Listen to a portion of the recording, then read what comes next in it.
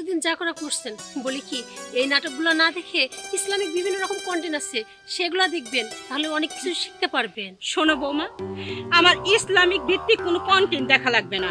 আল্লাহর রাস্তে কন্টেন্ট আমার বাড়িতেই আছে, আমি সেটা দেখতে দেখতেই অভ্যস্ত। আমার যখন বয়স হবে, মনে করেন আপনার মতো যখন আমার বয়স হবে, তখন আমি নামাজ পড়বো, মসজিদে এসে আল্লাহ আল্লাহ করবো। বয়সেরও তো একটা ব্যাপার আছে। এই সময় আমার একটা মনে করেন যে আনন্দ করবো, এনজয় করবো, বন্ধুদের সাথে ঘুরবো, বেড়াবো, এই বয়স হচ্ছে আমার। আরে আপনি কি তাহলে সোহেলের বউ? হ্যাঁ, আরে আপনি দেখার জন্য তো আমি আইছি। ছাড়েন, শুনেন, ছাড়েন। সোহেল বলছিল অবশ্য।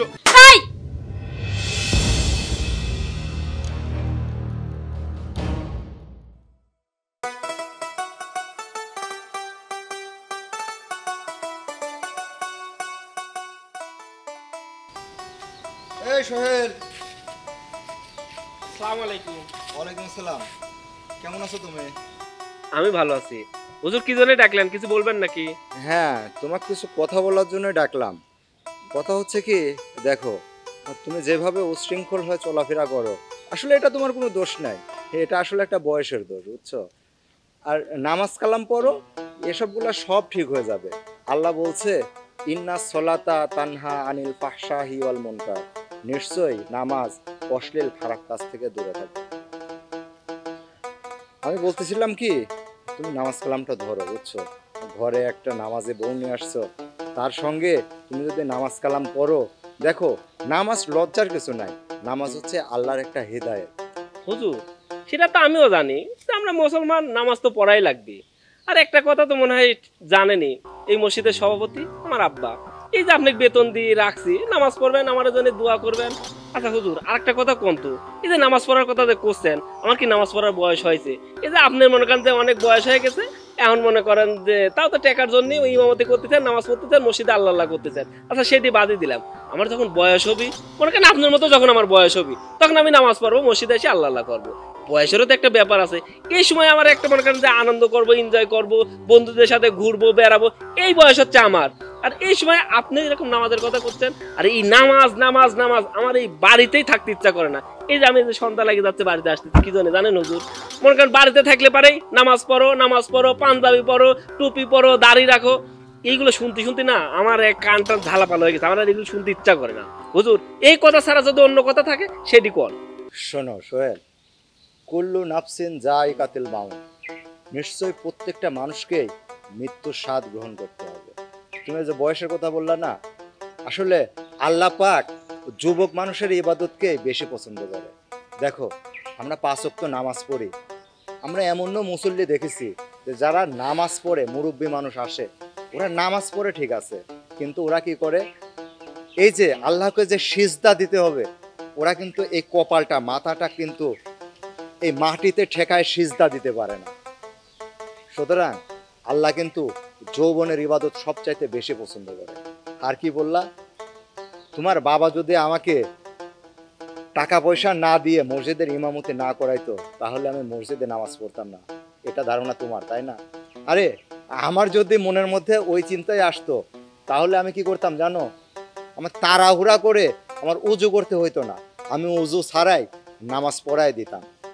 মানুষ আমার পেছনে নামাজ পড়বে, আমি উজু ছাড়াই কি না ছাড়াই কি, এই চিন্তাটা যদি আমার মাথায় থাকতো, তাহলে কি করতাম, উজু ছাড়াই আমি নামাজ পড়াইতাম।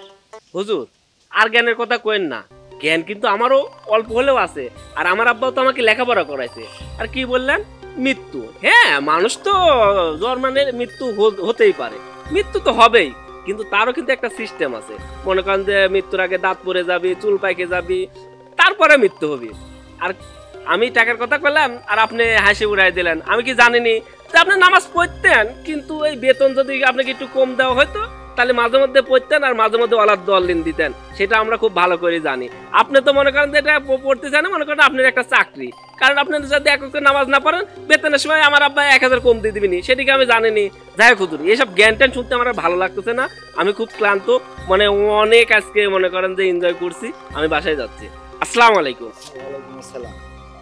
তোমাকে যে কিভাবে বোঝাবো সোহেল, আসসালাতু মিফতাহুল জান্নাত, নামাজ বেহেশতের চাবি। আল্লাহ তোমাকে হেদায়েত দান করুন, তুমি একদিন বুঝবা।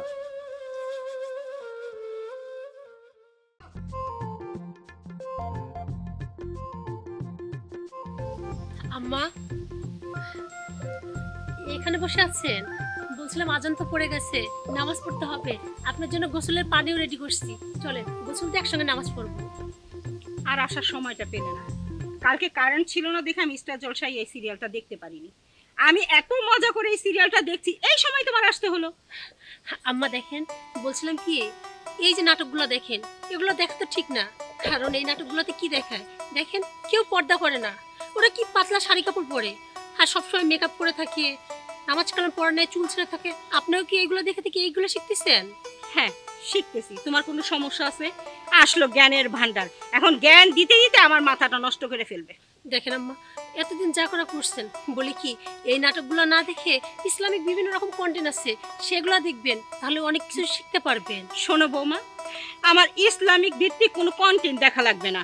আল্লাহর হস্তে কন্টেন্ট আমার বাড়িতেই আছে, আমি সেটা দেখতে দেখতেই অভ্যস্ত। আম্মা আপনি এইভাবে কেন বলতেছেন? দেখেন, হয়তো আমার কথাগুলো আপনাদের সবার খারাপ লাগে, আমি যা কিছু বলি আপনাদের ভালোর জন্যই তো। আপনি যদি নামাজ কালাম পড়েন, পর্দায় চলেন, তাহলে কি সেই সবগুলো কি আমি নিব? আচ্ছা বৌমা, তুমি যেদিন থেকে এই বাড়িতে বিয়ে হয়ে এসেছো সেই দিন থেকেই তো লেকচার দিচ্ছ, কোনো লাভ হয়েছে? অযথা কেন লেকচার দাও, আমি তো সেটাই বুঝি না। আম্মা আপনি আমাকে যতই রাগ করেন, যতই কথা শোনান, তাতে আমি কিচ্ছু মনে করব না। আর আমি আপনাকে সবসময় নামাজ পড়ার কথা বলবোই। কথায় আছে না, ধৈর্যের ফল নাকি সবুরে ফলে।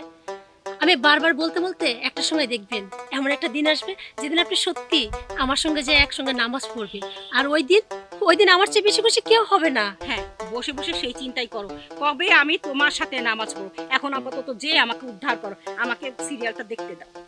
আম্মা আপনি নাটক দেখবেন, দেখেন, আমি নিষেধ করতেছি না। আচ্ছা একবারে তো মানুষ পরিবর্তন হয় না। বলি কি, আপনি চলেন, নামাজ পড়তে বেশি সময় লাগবে না, নামাজটা পড়ে এসে তারপর নাটকটা দেখবেন।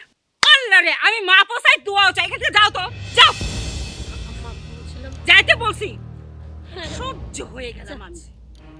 বাপরে বাপ, এ মা বাপ কি দিয়ে পাঠাইছে, মাথা বড় খালি জ্ঞান আর জ্ঞান। অসহ্য, আমার দিল সব সর্বনাশ করে। অসহ্য, বাসায় টিকাই যায় না। এত যন্ত্রণা করলে কি সহ্য হয়? আসছে। তুমি এখানে দাঁড়ায় আছো? তা কি করব, বাসায় থাকার কি উপায় আছে আমার? বাধ্য হয়ে এখানে দাঁড়ায় আছি। তুমি তো রাখছো কেন? রাগ করবো না কেন বলো তো? আরে খায় শান্তি নাই, শুয়ে শান্তি নেই, বইসে শান্তি নেই, সারাক্ষণ এমন পর্দা নিশিন বউ আনছো, আমাকে বল এটা করো ওটা করো, নামাজ পড়লেন না কেন? আচ্ছা আমি কি এত কৈফিয়ত দিব ওই বোর কাছে? সে তো খারাপ কিছু তোমাকে বলতেছে না মনে হয়।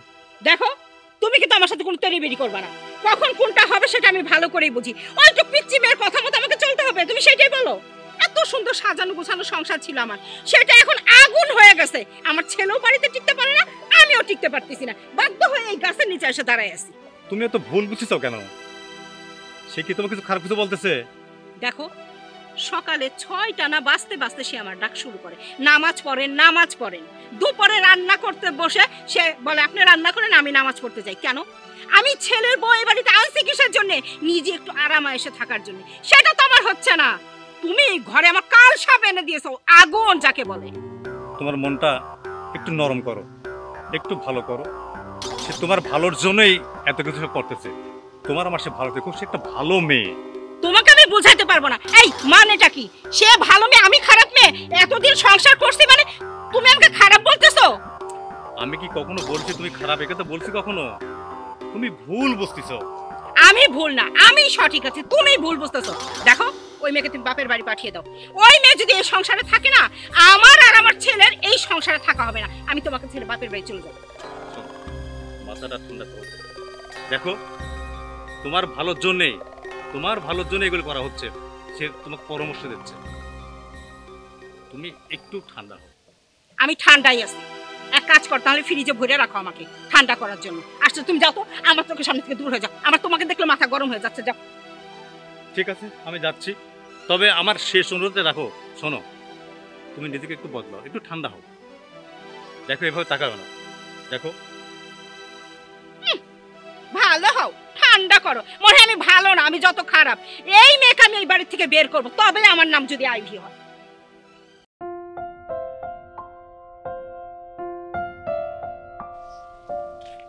আব্বা কি হয়েছে? এখানে বসে বসে চিন্তা করতেছেন? না রে মা, আমি কোনো চিন্তা করতেছি না। দেখেন আব্বা, আমি কিন্তু আপনাকে দেখেই বুঝতে পারছি নিশ্চয়ই কিছু একটা হয়েছে। কি হয়েছে আমাকে বলেন না। তুমি তো জানোই মা আমার ছেলের অবস্থা। ওই ছেলেটা নিয়ে একটু ভাবতেছিলাম। দেখেন আব্বা, আসলে ওকে নিয়ে চিন্তা করলে তার সবকিছু পরিবর্তন হয়ে যাবে না। আর জানেনই তো আপনার ছেলেটা একটু ওইরকম। আমি আগেই বুঝতে পারছিলাম যে আপনি কোনো কিছু নিয়ে চিন্তা করতেছেন। আপনি কিন্তু আমার কাছে প্রথমে স্বীকার করতেছিলেন না। সবই তো বুঝি রে মা, আমার এই বাড়িতে মনে হয় খুব একটা ভালো লাগতেছে না তোর। কারণ তোর শাশুড়ির আচরণ আর তোর স্বামীর আচরণটা খুব একটা ভালো না। না আব্বা, এই বাড়িতে আমার কোনো সমস্যা হচ্ছে না। আমি জানি আপনার ছাড়া এই বাড়িতে আমাকে কেউ পছন্দ করে না, কিন্তু বিশ্বাস করেন আব্বা, আমি এই বাড়িতে সবসময় মানিয়ে গুছিয়ে নেওয়ার চেষ্টা করতেছি। ওরা যে আমার সাথে খারাপ আচরণ করে আমার একটু খারাপ লাগে না। আমার খারাপটা কোথায় লাগে জানেন বাবা? যখন ওদেরকে বারবার আমি নামাজের জন্য আহ্বান করি, ওরা খুব বিরক্ত হয়। আম্মা তো আমাকে সবসময় বলে আমি নাকি জ্ঞান দিই, আপনার ছেলে এক কথা বলে। এই জায়গাটা আমি একটু কষ্ট জানেন তো আব্বা। আপনি যদি নিজের চোখের সামনে দেখেন আপনার খুব কাছের মানুষ বিয়ে পথে যাচ্ছে, আপনার তখন খারাপ লাগবে না?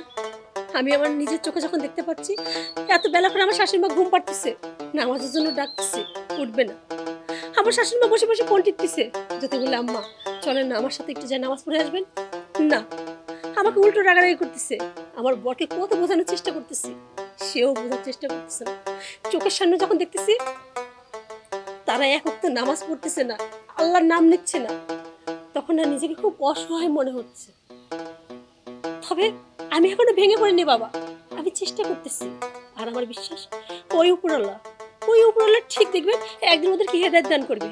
আর সেই দিন আমার শাশুড়ি মা আমার সাথে নামাজ পড়বে, আমার বর নিজে আমাকে বলবে যে পানি দাও, আমি ওযু করে মসজিদে যাব।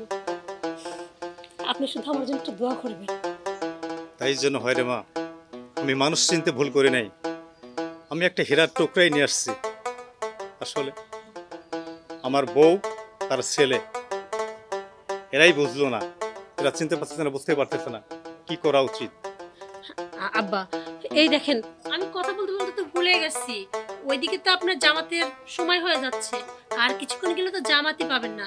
আমি আপনার জন্য ওযুর পানি উঠায় রাখছি, আপনি শুধু যায় ওযু করে নামাজটা পড়ে নেন, যান। ঠিক আছে আমার সাথে নয় পরে কথা হবে। ঠিক আছে রে মা, আমি তাই যাচ্ছি।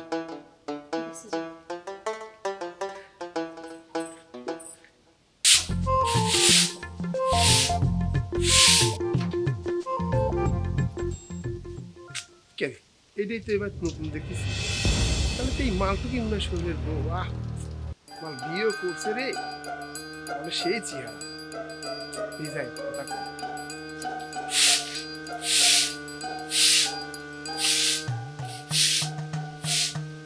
আরে কে আপনি? হ্যাঁ, আর এইখানে কেন আপনি? আমি হচ্ছে সোহেলের বন্ধু।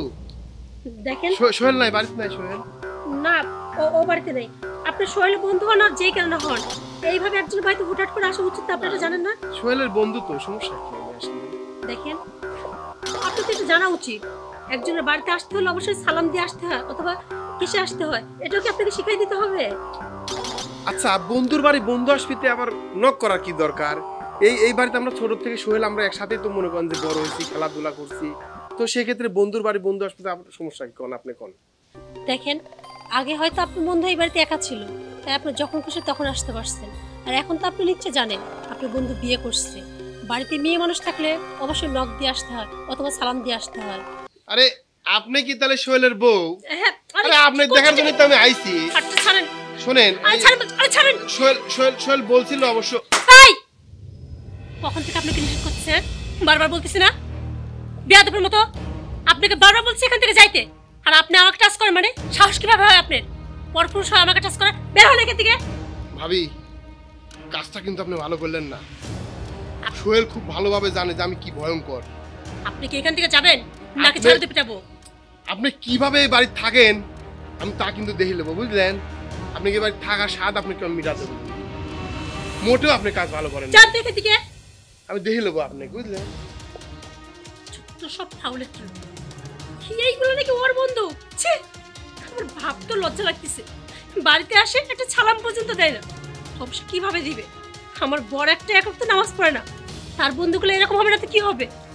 বাড়ির মধ্যে হুটহাট করে চলে আসছে, আবার মুখ দেখার জন্য জোর করে, হাত ধরে টানাটানি করে। আজকে আগে আসুক, সোহেলকে বলতে হবে।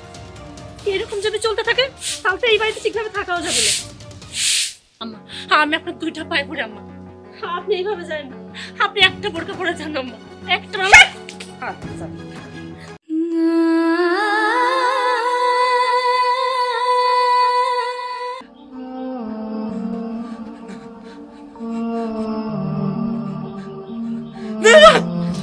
আরে কি হয়েছে, কি হয়েছে আপনার?